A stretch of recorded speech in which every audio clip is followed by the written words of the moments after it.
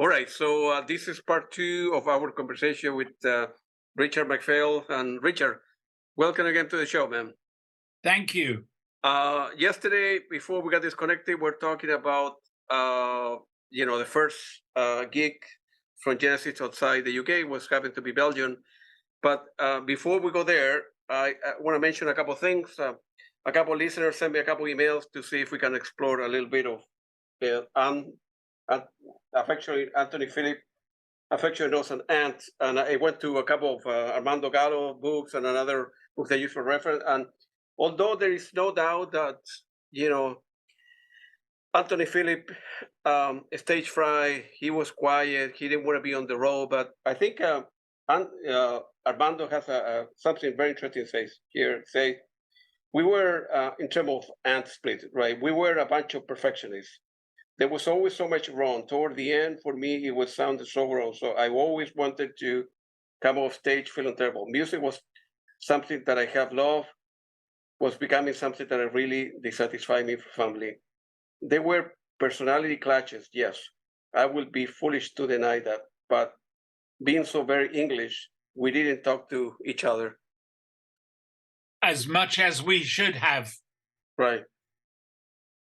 All right, so the answer always lies in between, right? So I'm a psychologist in a way.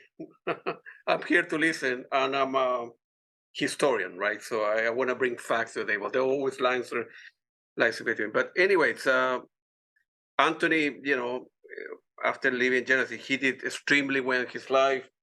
I have about 40 CDs from him, and here's a couple of the stuff that he did. Obviously, the private pieces 1 to 5 to 8, and then 9 to 10, and he have worked with a lot of incredible musicians. So he have done very well for himself. And another album that he did with Guillermo Casanave, and he has studio at home, right? You mentioned, and done work for television, commercials, and so forth. So very happy for him, man. He did very well, All right, so. Coming back now to the Belgian, in early '71, the band wasn't very successful in the UK. So, but Trespass reached #1 in Belgium. At the time, the band, they have a couple new members, right? Phil Collins and Steve Hackett, and that was the first gig overseas. And feel free to elaborate. The band could not afford cabins at all, so they so. We didn't have 2 sticks to rub together, but we got this gig in Belgium, which was all organized by one guy who'd become a fan, and he told, I think he was a journalist, and he just wrote about us. And so we arrived, and it was like a sort of gymnasium, and it was full of people, and it was wonderful. When we arrived, they all came out and grabbed the equipment and carried it inside for us, which is always wonderful. That never happened before. And Phil heard me speaking French for the first time because I was trying to get directions as to where to go. Because you've got to remember, there's no sat nav, there's no mobile phone, no computers, none of that stuff. So we just drove to Brussels and started asking. And so I spoke to this guy in French because I did French at school. And Phil was in the van with us, and he was completely blown away. He went back to when he saw the others. He said, "My God, Richard could speak French and understand and talk to this, get the directions." And the others could all speak it just as good as me, if not better. But so they weren't that impressed. But it was funny. He'd never heard anyone speak a foreign language before, which is amazing. Yeah. Wow. We were very green, but we were very well received, and it was a big boost. It wasn't a big trip the first time, but and then if I can move on, the next thing was going to Italy for the first time, and that was in April '72, and my good friend Mino Profumo has written a book about the first 2 Italian tours, because we went again in August of '72, only published in Italian at this point. But And but it really was very, very special for us to arrive to so much acclaim and so many people playing in these palace sport palaces, you know, where they play basketball and stuff, with the most terrible acoustic. You know, we'd go in the morning and you clap your hands and you could still hear it about 10 seconds later, just going around and around. So I was mixing the sound, but whatever I didn't really make any difference. You know, there was no way of controlling it, but the Italians didn't care. They absolutely loved it. And just like Italians, they reacted emotionally to the music. So it was almost like a jazz concert. You know, at the end of each piece, in the middle of a song, suddenly they'd all burst into applause. And no one had ever done that in England. So it was so different. And we'd get into the gig at 11 in the morning, and it would just be this huge place just with a stage. Yeah. So we'd back the truck up to the stage and just unload everything, set it up, get it all going, do a sound check. The Mellotron always took a lot of coaxing back into life, but we got it to work. And then the promoter, Maurizio, he would say, "Okay, let's eat." And wherever we were, they knew the best restaurants, and the food just blew our minds. You know, the way the Italians eat was unbelievable. Yeah. Then we go to the hotel and collapse into bed, full of food and wine, and boiling hot outside, and sleep for a couple of hours, and then get up, go down, and do the gig. So that's the way the days went, and it was just wonderful to be there. We loved it, absolutely loved it. Yeah. So.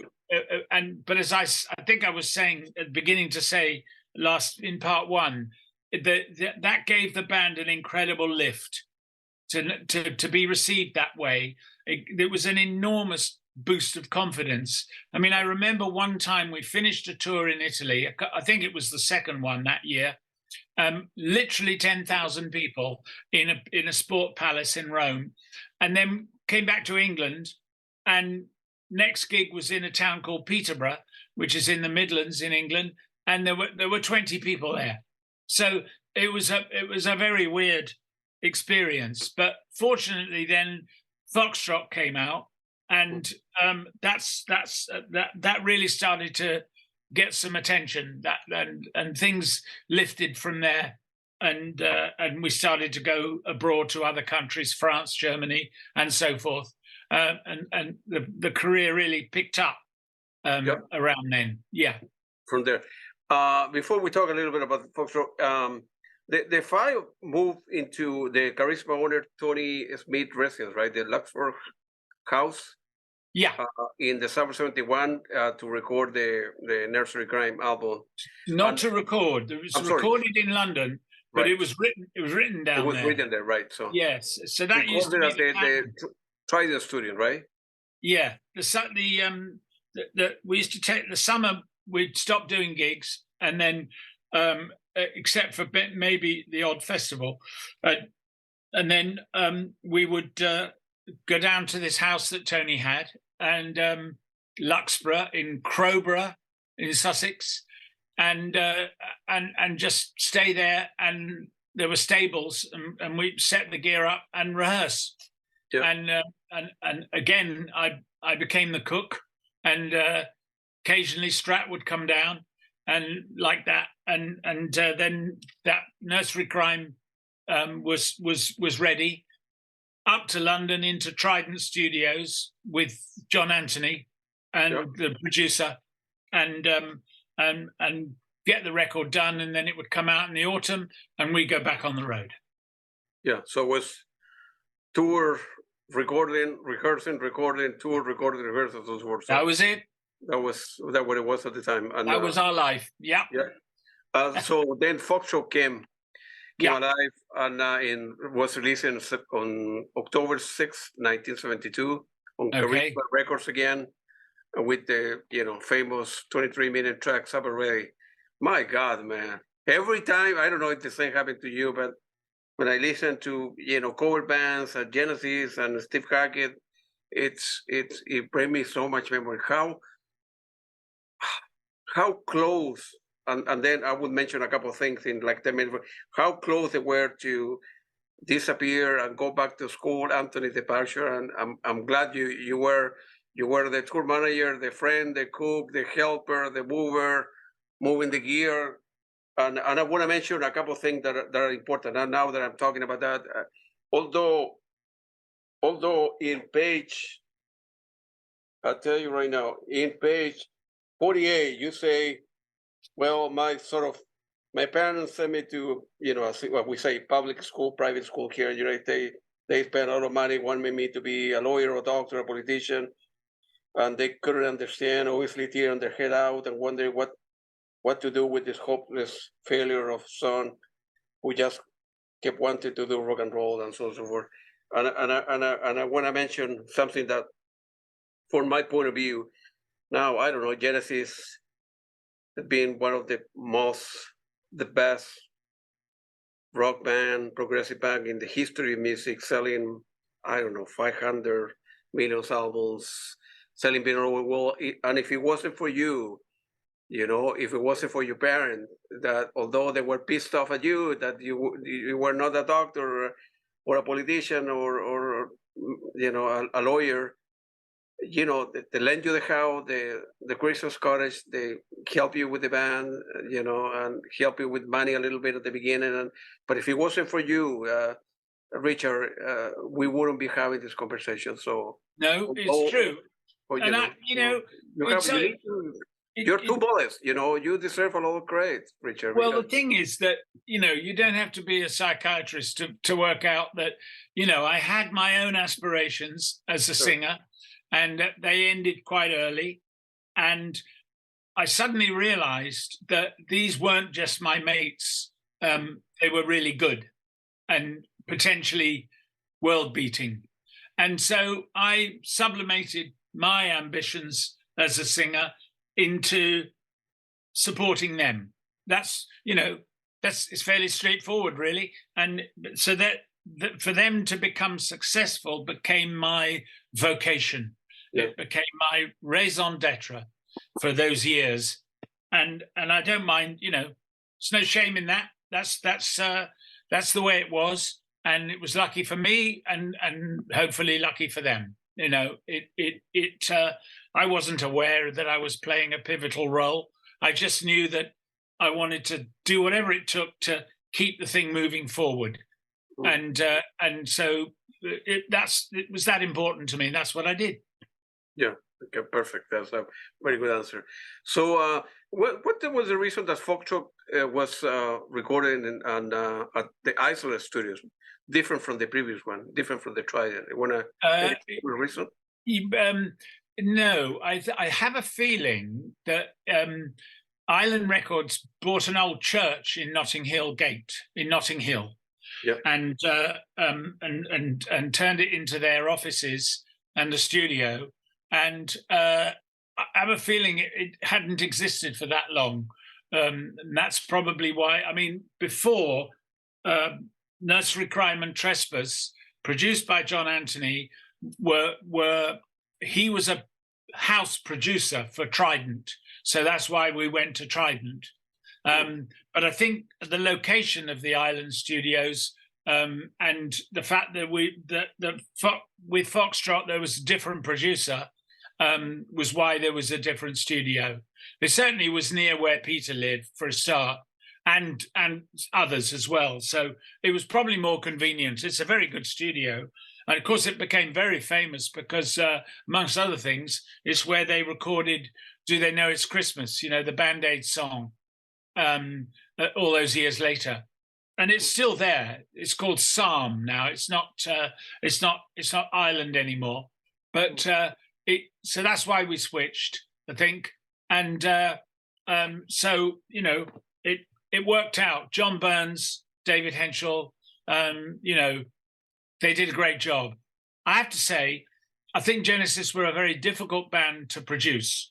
And I think John Anthony did his best, but I was never personally happy that he'd really captured the power of the band that I heard playing every night, that didn't really translate onto record as well as I would have hoped. for Trespass and Nursery Cryme.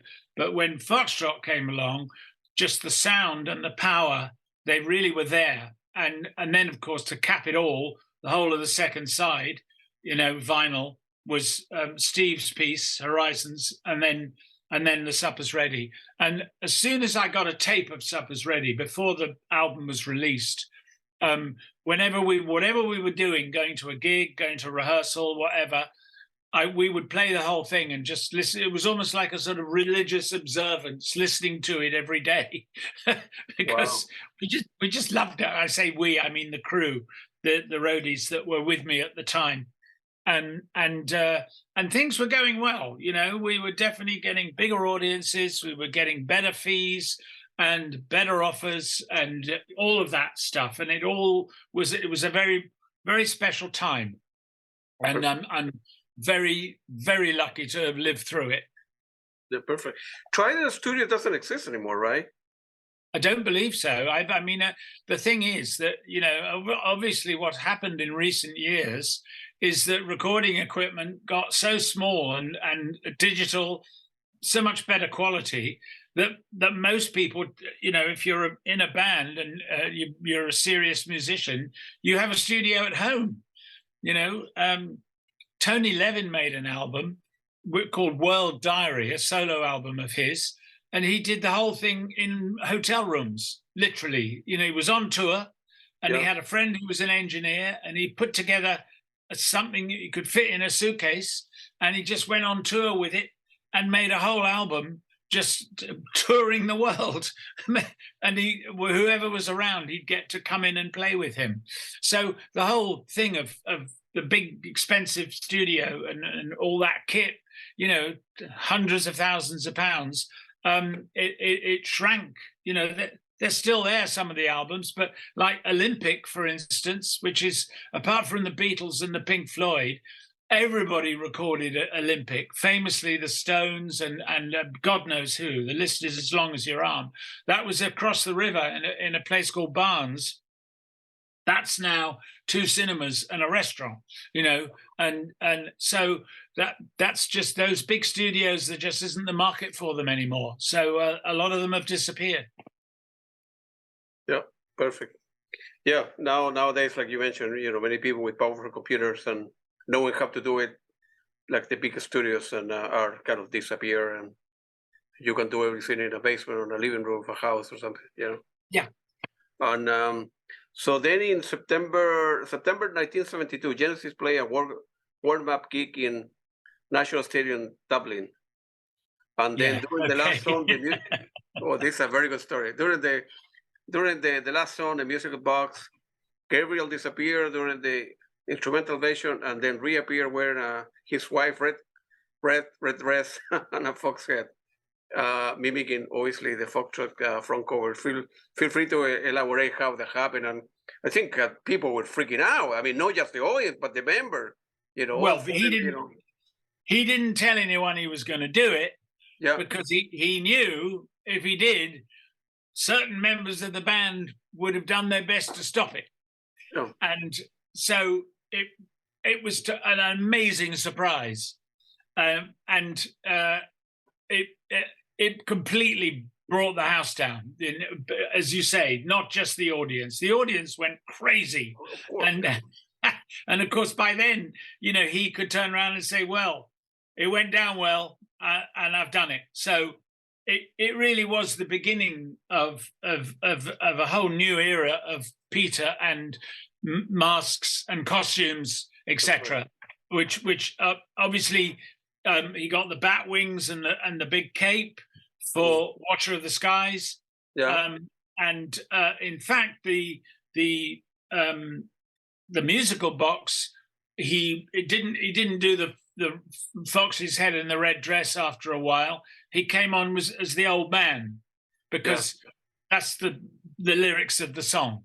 That's right. And he comes on and sings the end of the song and dies on stage.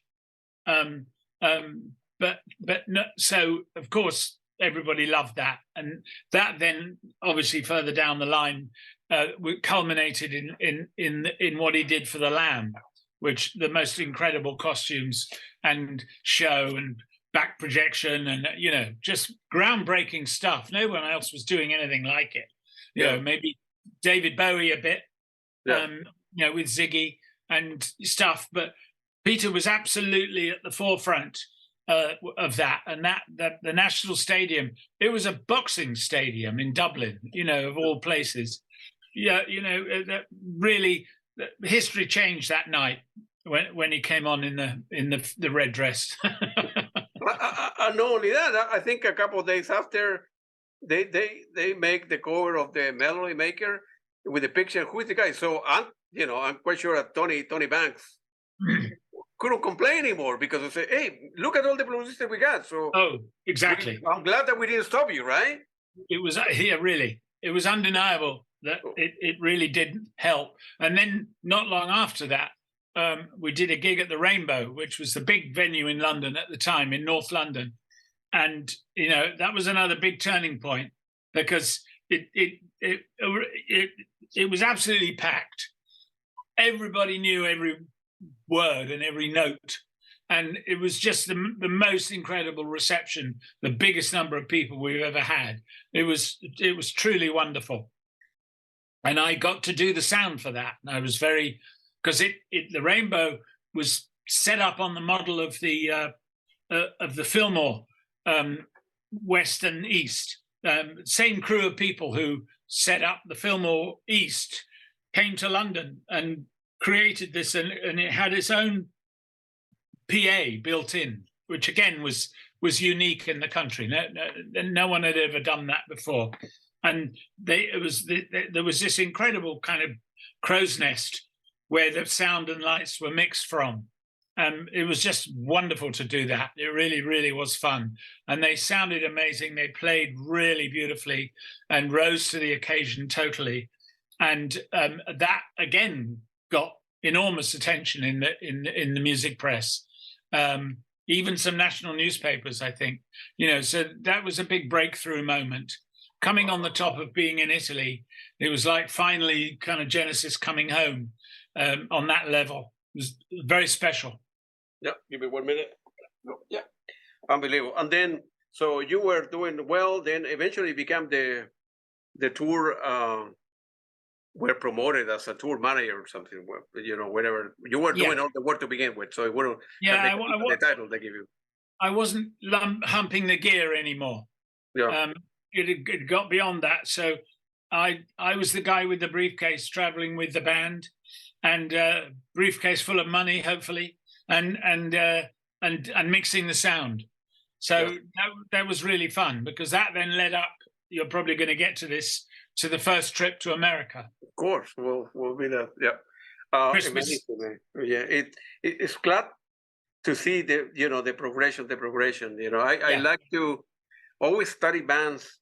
The beginning of Camel, the beginning of Gone, the beginning of Led Zeppelin, the Pink Floyd guys, so to see how difficult it was. Everybody think now, well, the Genesis guys sold the music right for 300 million, and they did very well in life, but that's 50 years after that. They were struggling, and they didn't have a place to sleep. Many at the beginning, you mentioned that in many gigs you would play outside London and come back to London because they didn't have money for a hotel or food or nothing, right? No. So, and the motorways hardly existed either. So, we used to have a van that was terribly overloaded. We'd be crawling up the hill, and trucks would be going past us. It was it was tough. We worked hard. Yeah, no, but it was worth it. Of course, absolutely. Because it's important, as you say, the progression. That time particularly, 72, things were just every day. It was like moving forward. So it was incredibly exciting, and it's what we all wanted, obviously, and worked very hard for. So it was, absolutely. And so eventually, the band said, well, maybe you should look for opportunity in the United States, and then they did a warm-up show in Brandeis University in Waltham, Massachusetts, and Boston, not far from where I went to school. Which exactly. Yeah, and then so feel free to elaborate the stuff. Before I forget, I remember that when during the last tour of Genesis, right? The last two shows in the United States were obviously in Boston, right? So I think Phil Collins mentioned, well, this is a special day for us, and everybody knew that, very close, we're very likely that eventually Genesis will be departing ways. And he mentioned, Phil Collins mentioned, these are very important days for us during the second gig of Boston, because 50 years ago, we played at Brandeis University. I'm talking about 72 to 2022. There were like 50 people in the crowd, and look at where we are right now, man. So a bunch of guys and so forth, whatever kids at the time, yeah. The crew and I, and a man called Fred Munt, who was Charisma's head tour manager, because he'd been to America before. We flew with the gear to New York, and we had no flight cases. We literally just took the van down to the airport, unloaded it onto forklift trucks, and it was put on the plane and then unloaded in New York. We went out to JFK Cargo, and to discover that basically not surprisingly, they dropped the Mellotron, and it was in a terrible state. Anyway, we loaded it up. And I mean, one of the most extraordinary days of my life was the day that we started in Stratford in East London. We got on the tube, we went morning rush hour, we went to Heathrow, flew on Pan Am 747, no longer exists. It was all Pan Am and TWA back then, both of them gone, but flying on a wide body jet. It was all like science fiction. Arrive in New York, and it's December, and those days in New York where it's not quite snowing, but it's sort of very cold rain, and the tops of the buildings are in the clouds, and it's the whole thing was just like being apart from having just flown the Atlantic for the first time, the whole thing was like being in a sort of science fiction semi-dream, semi-nightmare. And we were met by this guy who became the American manager for Genesis. He was called Ed Goodgold, and he was an amazing guy. He used to manage Sha Na Na, who a lot of people remember from Woodstock. They were a sort of rockabilly band. They did a song called At the Hop. But anyway, he was our guide and mentor, and we went to our hotel, and then he thought because we were English, we'd want to go to a pub. So there was this place which called itself an Irish pub, and he thought that what we wanted to do was go to an American restaurant. But he took us to this place called the Chef and Brewer, and we had beer and whatever we ate and everything.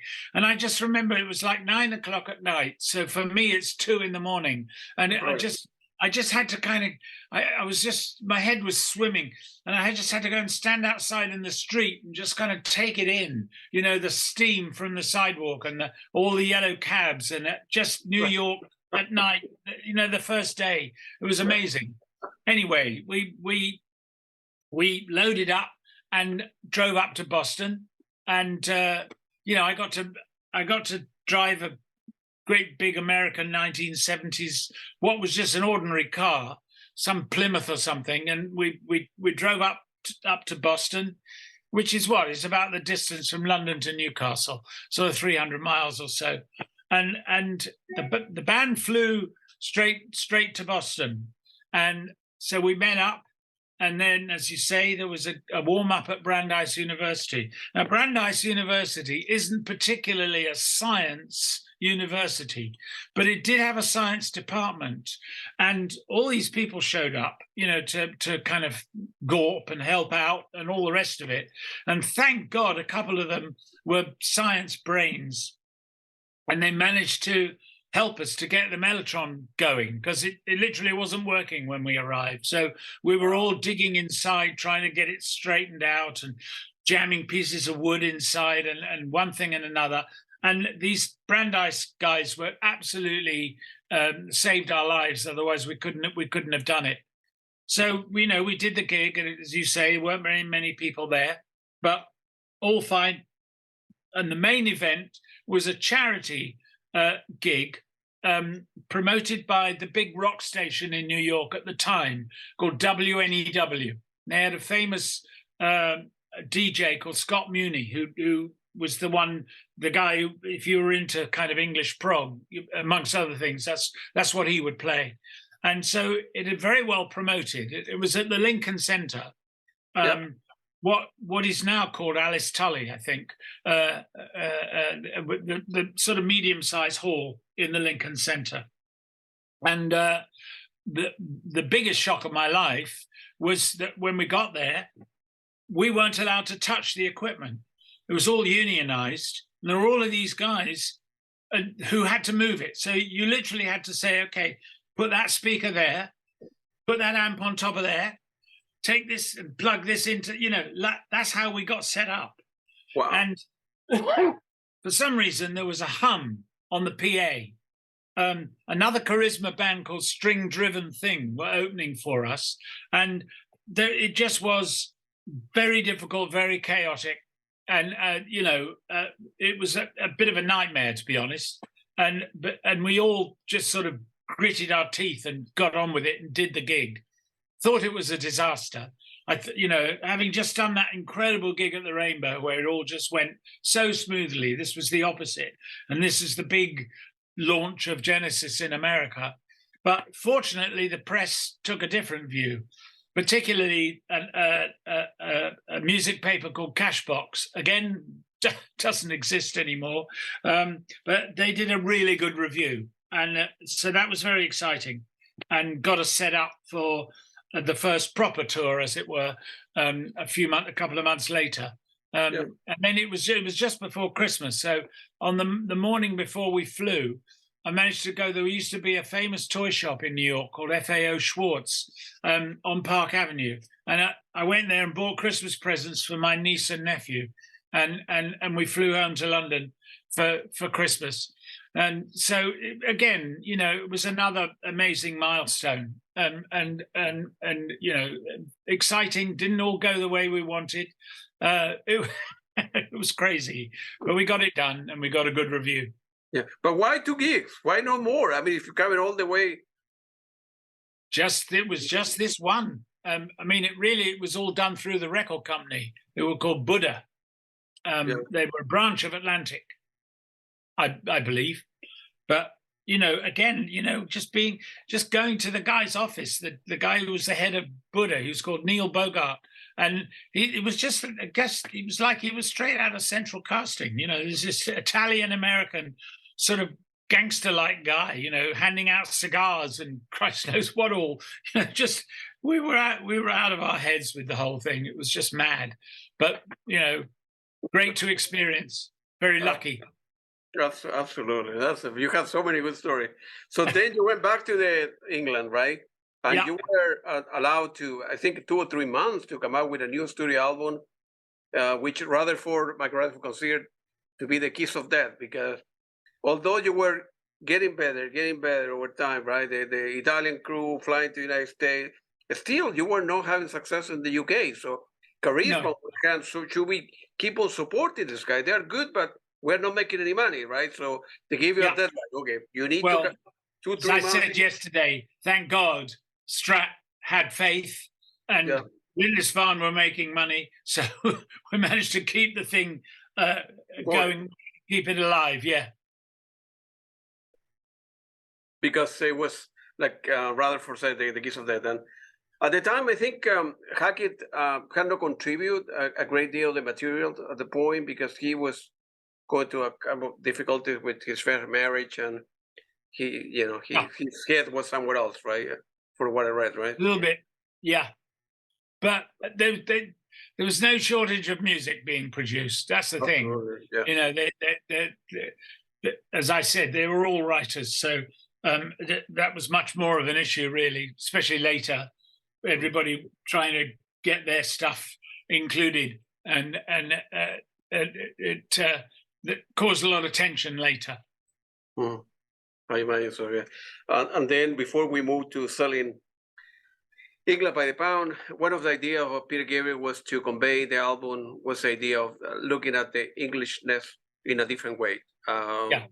that was the kind of reference to the title and itself, the slogan adopted by the Labour Party, and the British press would not accuse the band of selling out to America. Feel free to elaborate what it means to you. You're an Englishman, I'm not. So no, I mean, actually, by the time they get to make Selling England by the Pound, which I think was the peak of their career, of that, absolutely, yeah, the Gabriel band, as if we may call it that. That's my opinion. But if anybody ever says, "Oh, I don't know about Genesis, what should I start with?" I say, Selling England. Just if you like that, you'll discover the rest of it. But in fact, come the spring of '73, I decided that I was going to move on, because my mission was for them to make it. And by then, of course, they got a lot bigger, but I knew they were on the way. I knew that, that they had the support of the record company and things were all moving in the right direction. And as Mike Rutherford said when I interviewed him for my book of Genesis, available on Amazon in paperback, Kindle, and audiobook, read by me, Amazon.com. He said, I said, "Why do you think I left?" I asked them all that question, and he said, "Well, it's just like you said a little while ago. It was tour, it was write and rehearse and record, and then tour. And clearly, the band were going to succeed and be successful. The touring would get a bit bigger, more exciting, more countries, blah blah blah. But that's what there was in the future, and I sort of felt that I'd built that bridge when at any time it could have fallen apart, and done my best to keep it up. And at that point, there were a lot of other people involved, really good people who believed as much as I did. And I started thinking about other horizons and pastures new. So in the beginning, springtime of '73, I left. And just after that, their first live album came out. And that was when they dedicated the album to me, and when a lot of people misinterpreted the words and thought that I had died. So that's where we got to. Yeah, I'm glad you did. I'm glad you didn't die. And then John Burns became involved. He helped me with all the productions, right? So, and the Foxtrot and so forth. So, are you in touch with him at all, or no? No. I saw David Henschel a while ago, but he's still around. But no, I don't know what happened to John Burns. He was a very nice guy, and I thought he was an incredibly good producer. He really made them sound good. Yeah, and then Tony Banks ended up upgrading his equipment to a new model, the Mellotron, right? Of course. Yeah. Right. So, I read somewhere that Peter Gabriel said that he wrote all the lyrics contribution to the album in a couple of days. How? Well, that's hard to imagine. Because the thing with Peter he's always got about 30 or 40 songs, and no lyrics, and he writes brilliant lyrics, but it doesn't come easily. It's the rhythm and the harmonies and the melody of a song always come for him before the lyrics. But so, I mean, there's the very famous occasion later when Peter is a solo artist, where the producer actually got the roadies to nail him into the studio, which was a whole broken down barn that Peter had built a studio in Bath, and until he came up with some lyrics. He literally, because he was just stopping the whole project moving forward, and it seemed to have worked. So that was Daniel Lanois, who was producing the album at the time. So maybe he did that. It's if he said so, who am I to disagree? But when they got to recording The Lamb, the band were in the studio writing and recording music. Again, that was another broken down barn on a Welsh farm. with a mobile studio where John was, John Burns, and Peter was in his bedroom in the farmhouse trying to write the lyrics. And, you know, the whole thing got out of hand because it turned into a double album. So also A Kiss of Death, because the whole project was incredibly late. Peter came up with this crazy story about the, you know, rail and all that. And they ended up having to go on tour in America because it was all booked without the album being out. And then playing the whole of The Lamb to an audience of people who loved them, but they'd never heard the record. So it was the first time they heard it. And that's not a good situation. And then halfway through the tour, Peter told them he was leaving. They were, we'll get to that. And so also Red Davies was involved as assistant engineer as well, right? Yes, yes. And, man, I was listening to the album last night again, and it's amazing the first, well, no in this particular order, but I know what I like, first or fifth, Dancing with the Moonlit, and Cinema Show. Don't forget the Cinema Show. Of course, cinema, yeah, I'm looking at my notes here. Yeah, the Cinema Show, of course. Man, 10 minutes, and then the Battle of the Epping Forest, 11 minutes. Yeah, of course, it's full me. I didn't mention that one. It's amazing. Man, that was, again, to the next step, Wasn't it? Step. Oh, yeah. Man. That's what I mentioned to you before, that you were there, man. You were there. If it wasn't for you. And and I think Tony Banks wrote somewhere that the first or fifth he did on his own and was presented to the group for Foxtrot, but it was rejected. And then he reworked some of the, some of the section of the song, and they put it back together. And the people say, "Okay, let's go with it." And yeah, amazing. Thank goodness. Oh, sounds good. Such a great song. I mean, the keyboard solo, and then Steve, just incredible. And of course, Steve's still doing that stuff now on the road, right. And it sounds fantastic because he's got a great band, and they really do a great job. And it's really great for the fans that someone's doing all that stuff, So it's kind of worked out really well in the end. Yeah, man, Steve Hackett is getting better and better with age. I mean, I talked to him a couple of weeks ago, and we talked about Jeff Beck and so forth, and he's amazing. He have done so many beautiful albums. I think it's his birthday tomorrow. It's the 12th, 13th, tomorrow. Yeah, they're I think at 23 hours apart from Peter Gabriel. Yes. Yeah. So what is same year? Yeah, Peter's the next day. Yeah. And then after that, it's Valentine's Day. You need to call the two of them. I do, and I will.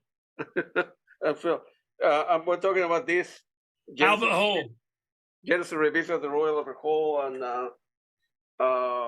this one, another one. And then. That's from the Palladium. Yeah, and Selling England by the Pound. Yeah. And he's doing some amazing stuff. Yeah, this is revision. I know. Anyway, so and so good. Yeah. I went to see them the last tour late last year in a town called Northampton. Yeah. I never really liked going to London gigs because everybody's there. It's I like to go out of town. So Northampton. But you live there.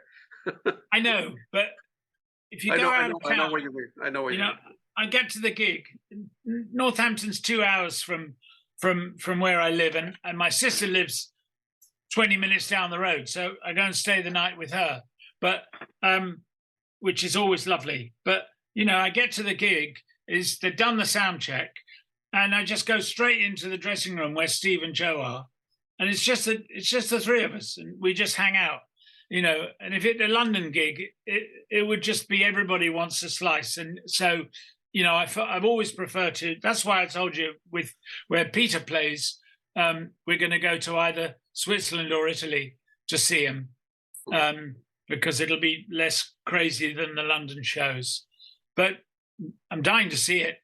He's got all the old band, Pete, Tony, Manu, Manu and Katché, David Rhodes. and David Yeah. Rhodes, yeah. He liked to stick with his names. I mean, that worked for him, right? So he knows his music and he knows what he like and so on. So eventually you end up leaving them. You, like you mentioned, you felt they have reached a stage where they could carry on without you. I knew that they would. Yeah. But looking, I want to ask you a difficult question. Looking back, you go back in your life and say maybe that was the right decision, maybe it was the wrong decision, or if your life would have been very different, or you don't have second thought about, or you at the time was the right decision for you, right? Because you want to do other things, but yeah. No, I think it was the right decision. I have no regrets. Really? The only regret I ever had was, I told you yesterday, was that I didn't have a camera. Nobody took any pictures at the cottage. It was crazy, So that's a very small regret. No. I felt like it had done its thing, my involvement, and I've just been so proud of how well they've done since, and both together and apart. There's no other band like them. You can say the same about maybe King Crimson and stuff. It's a very different story. And if anybody gets the chance to see their movie, came out at the end of last year, it's fantastic. You don't have to be a Crimson fan. It's a wonderful documentary. I absolutely loved it. So, but anyway, I was thrilled and very honoured to be at the last gig, the third gig at the O2, which you were at, and I was very lucky to hang out with them afterwards, and just remember all those times together. What an amazing full circle that it's been. So no, I don't regret, because the thing is, when after Peter left and they made Trick of the Tail, they asked me to go back on the road with them. That was in 1976. Because not unreasonably, they were quite nervous about how it was going to go down without Peter. Because coming on the back of the Lamb with Peter doing all the costumes and all the stuff, so I think they wanted me for a security blanket a bit. So the summer of 76, we went on tour with the Trick of the Tail. And then that was the last time I worked with them. And then, of course, after that, Peter started his solo career. And again, so I worked with him for a couple of years at the beginning of first two albums of his solo career, Car and Scratches. Scratches, right, yeah. And then we're talking about this from Richard, feel free to buy it. Don't take my word for it. It's an easy read, funny read, good, very good story. You can find Amazon or many outlets online. I want to read something that our friend Steve Hackett mentioned of the world of the side you live in.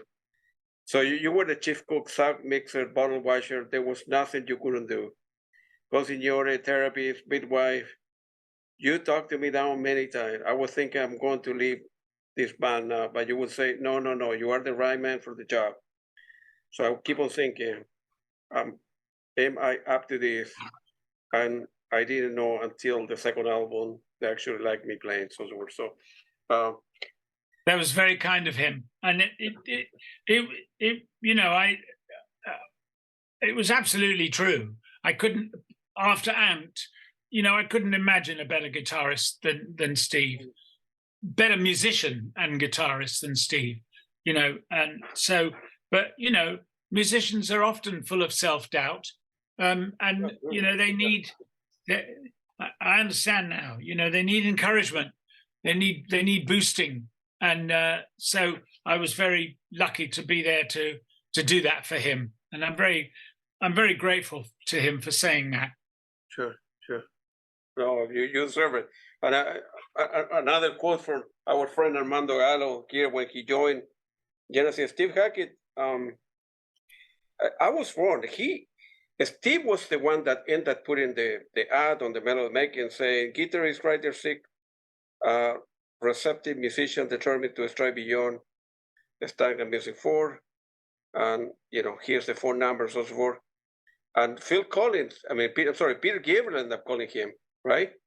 And he's saying, "It's Peter Gabriel here. Remember Steve Hackett, blah blah blah," and so forth. So, and I think, of course, they didn't know one another, and Steve Hackett mentioned to Peter Gabriel, "Well, where I can see you guys to see if I like your music." Peter would have said, "Yeah, if you want to see it, we are doing a free Christmas show at the Lyceum at the time," and the rest obviously is history. Unbelievable. I mean, for every single thing, we can talk an hour in every album, Richard, and I think I'm going to be calling you every day for the next 2 months. so many stories, man. So many. You're welcome. You're very welcome. And of course, if people want more, as you rightly say, it's all in my book. All the books, right? So and you've got all the formats there. So whatever you like. Yeah. Perfect. And then Tony Smith became their tour manager, right? And then Tony's father also, I think, it was involved. Well, Tony and his father were promoters. So they were the ones who put on the gigs. And he put a Genesis tour on with his dad, John Smith. And I know people get confused between Tony Stratton Smith and Tony Smith, but they're two very different people. Different people, yeah. And they were playing in Manchester, and they went back to the hotel afterwards. I mean, I wasn't there, but Mike and Tony were obviously burning the midnight oil in the hotel, and they got talking, and I think Tony probably said, offered his services for management, and Mike thought it sounded like a good idea, and one thing led to another, and again the rest is history. And Tony did an incredible job with the band. He really did. He really knew how to handle them. And he once said to me that when a new tour was coming up, and he'd get the whole thing set up, all the travel arrangements and the technical stuff and where they were playing and blah blah blah. And he said he would sit down with Mike and Tony and Phil and Steve, and he said it was like he would present the thing to them, and we have this quiz show, very famous, very long-running quiz show in England called University Challenge, where they're very difficult questions, because these are very intelligent, well-educated university students, and he said it was like doing that. They were firing at all sides. When is he going to do this? He said he had to be really on the tip of his toes to keep things going, because they weren't a band that would just sort of say, okay, fine, we're doing that, let's go. They questioned everything. So Tony Smith was the man who could field all of those questions, and he's done a wonderful job. Yeah. Who is the one that ended up? I always get confused. Is Tony Smith who ended up dying, or Tony Strat? The Strat. Which is who? Which one of the Tony Smith ended up passing away? There's one that passed away. Oh, Tony Stratton Smith. That's the one that passed away. Yeah. Yeah, he died a long time ago. Yeah. I think he wasn't a very happy man, I don't think. And ultimately, even though he was such a visionary and he gave so much, I think probably he's succumbed to the alcohol a bit. So he died ages ago. And that was a big blow. Now Tony Smith's very much still with us. Of course, I saw him at the O2 that night briefly. He was pretty busy, but he's still around. He still looks after everyone's interests, but also Nick Mason, who is busy on the road. He's got a thing called The Saucer Full of Secrets, which is like a sort of Pink Floyd thing with him and other musicians, and all of that is managed under Tony Smith's management umbrella as well. Yeah. Man, I wish I had met you some months ago. I could have gone, backstage with you. Well, let's hope we can meet up when you come over. Yeah, definitely. And then we need to talk about a very important album, the Lamb, right? Everybody called the Lamb. The Lamb lies down on Broadway. You know, Peter was supposed to be writing the lyrics because it was his concept, and well, another surprise for you. We're talking about that. Oh, there we go. Well done. I like surprises. Excellent. Okay, what a concept! What an album that was. I mean, obviously, selling England by the pound. Probably somebody in 100 years from now, if we are still alive as human beings, look at the history of music. Selling England by the pound would be one of these albums that one of the top, I don't know, 50 top 100 albums in the history of music. You know, it's amazing. But this is right there. I mean, in my humble opinion, you know, I'm not a musician. I don't know how to read music. I have a lot of music. I've been listening to music many years. So, in my opinion, that's a very good album. But I love The Lamb as well. Yeah, but I think it's flawed, and I think the band were, you know, in a bit of crisis. That's right. Steve and Peter both had babies. Yeah, and Peter's daughter Anna had a very hard start in life. Mm-hmm. Frankly, we don't know whether she was going to make it or not. And fortunately, she came through. But Peter and Jill were dealing with, you know, that enormous bomb in the middle of their lives, which is having a baby. And they were all down in Wales. I'd been in America for months, just traveling around. But I got home and I phoned Mike, and it was clear that things weren't in good shape. So I got in my van and drove down to the farm in Wales where they all were. And, you know, it was a tough time. You know, they've all talked about it. Tony Banks, he hated it, the production of that album. Having said that, you know, the band produced some unbelievable music, incredible stuff. You know, they'd been recording all day. The day I went down there, they were about halfway through the process. Peter would go to his bedroom and Anna would be screaming the place down. He'd be trying to write lyrics. The band would go down to the barn and just, you know, jam. As Steve said, Genesis were playing free jazz. They were improvising, you know, and a lot of that stuff made it onto the album. And, you know, that's the only time they've ever done that. It was very special, incredible. And I'm very glad I witnessed that. But anyway, come what may, the album was produced. It was late. It was a double album, blah, blah.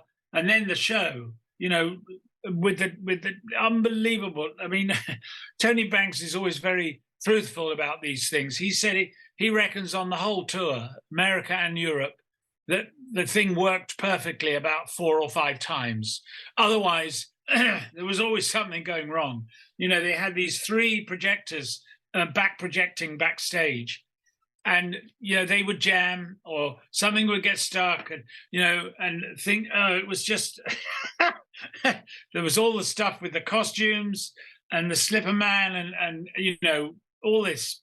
And but they made it through. He may have been a bit exaggerating in how many times it worked. I saw the show, I don't know, 4 or 5 times. I went with them to France and Portugal and traveled with them for a few days. And it seemed to work all right whenever I saw it. Because I knew the thing really well. I actually had a tape, I wish I could find it, which was the whole of The Lamb without vocals. And I knew the thing well enough that I would just drive around and put the tape on and just sing along with the whole thing, you know.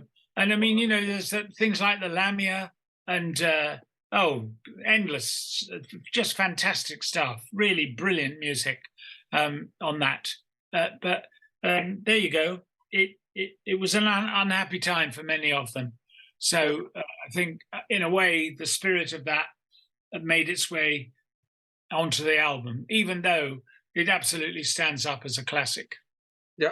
But by the way, before we go to the Hitley Ranch, what happened with the Christmas cottage? Your parents end up, you know, selling that cottage, you know, many years ago. But do you go there? Yeah. Every so often drive around? The guy who wrote my book, who did it with me, he's on the front cover, Chris Charlesworth. Yeah. He lives about 2 miles from the cottage. Yeah. So, well, I used to go down to his house once a week, and I would speak what would turn out to be the next chapter. And he recorded it, and then he would transcribe it and edit it, and then send it to me. And that's how we produced the book. Got it. And one day we were talking about the cottage, and I said, it's only just down the road. So we went over there, and I knocked on the door, and there's a guy there living there called Nigel, and he knows the history. And so he was very friendly, and there've been some changes since we were there, bit of extra building and whatever, and he showed us around, and it's still there. And it's still a wonderful place, a very beautiful place.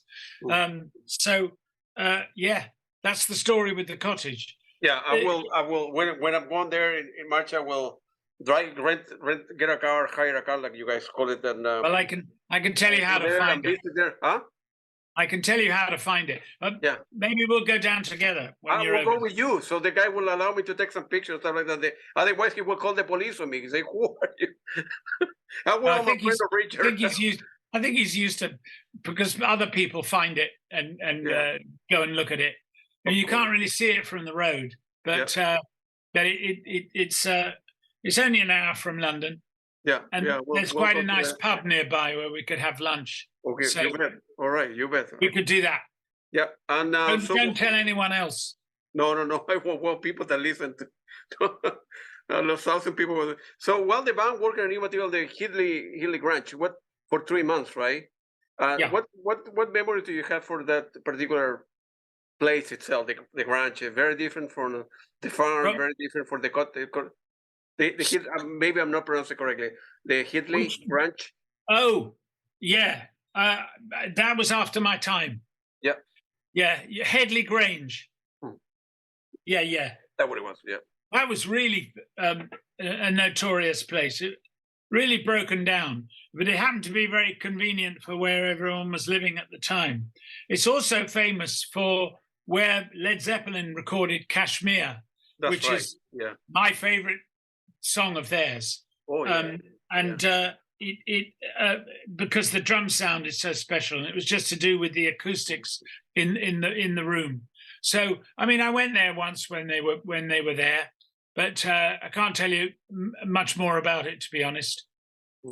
Yeah, but I was getting busy with other things. Yeah, so a lot of famous records have been recorded there. Of course, the house was sold out many times to different people, and they wanted that. Had nothing to do with the stuff, but it will be great again to drive around and take some pictures. I will knock at the door and say, "Can you give me 5 minutes of your time? It's important to me." And maybe bring them a bottle of wine or something to thank them. But because I like the history, I like to think how things happen. And their particular album was story devised by Peter Gabriel about Rael, a Puerto Rican from New York City, who is suddenly taken on a journey of self-discovery, and and then obviously Peter Gabriel in each one of the track is marked with increased tension about Peter Gabriel and who is sister and writing all the lyrics and so on. He's delving deep into his unconscious, and judging by what most of the songs are like, it's a pretty scary place. There's all the stuff about early sexual awakening and sexual inadequacies, counting out time. That's what that's all about.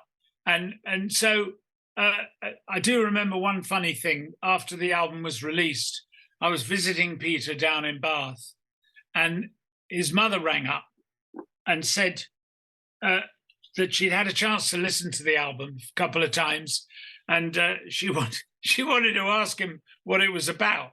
And it has to be said that a lot of it was about her and the influence she'd had on his early life. So it was a 45-minute conversation where all I could hear was Peter's end of it. And you could hear he was quite uncomfortable, trying to explain all this.